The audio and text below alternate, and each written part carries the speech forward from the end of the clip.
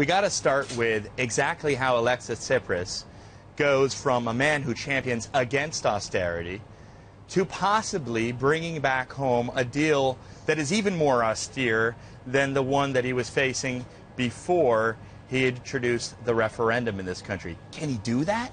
Well, he's now finding that the price of his brinkmanship over the last 5 months is that of total capitulation and surrender. He's pushed into the corner, and he'll have to find a few sweeteners to make this deal. If we haven't seen the deal yet, but we're hoping that it will have some sweeteners for him to be able to sell it, and that will probably involve some sort of reference to debt relief and some sort of reference to a growth and investment package. Otherwise, it will be very difficult for him to sell it through a party that is already in disarray, and the domestic audience baffled by the OHI referendum last week. That is the question.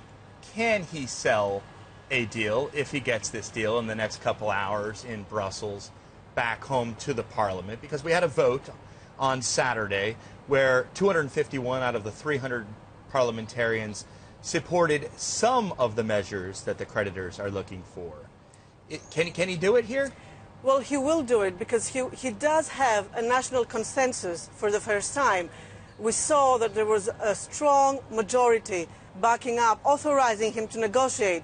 So we should expect that this majority will follow through and help him pass through the first prior actions that are considered necessary for the negotiations to begin.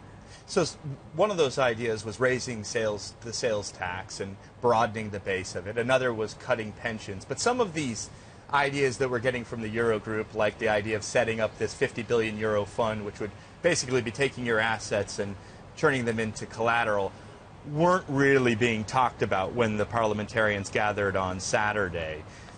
Why is this fund that we're hearing about, that the Greek government says is a non-starter, so unattractive back here at home?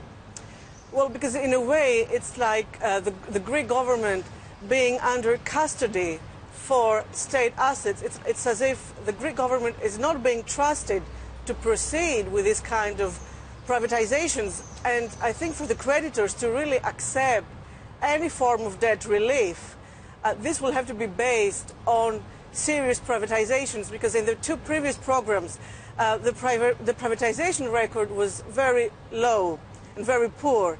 So now Greece will have to step up. However, this idea is one of humiliation, because it's as if suggesting that the Greeks cannot do it on their own. That's why we're hearing all these reactions this morning.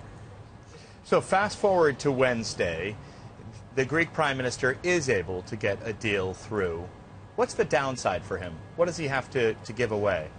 Well, he might have to give away a part of his party. Mm-hmm. The people who have already registered their disagreement, they will have to go, or he will have to make them go. I mean, we should expect a reshuffle maybe today, maybe this morning. And also, we might just see a coalition government emerging, because these are really tough measures for any government to take in this country. What's it mean for the banks? We're in week 3 of capital controls. They're not going to open today. When do they open? Well, the banks want to open as soon as possible because, as you know, the economy has frozen. Corporations and households cannot make any meaningful decision right now. So I think the sooner there is a deal, the easier it will be for the ECB to continue affording protection to the banking system and perhaps, making a move regarding ELA.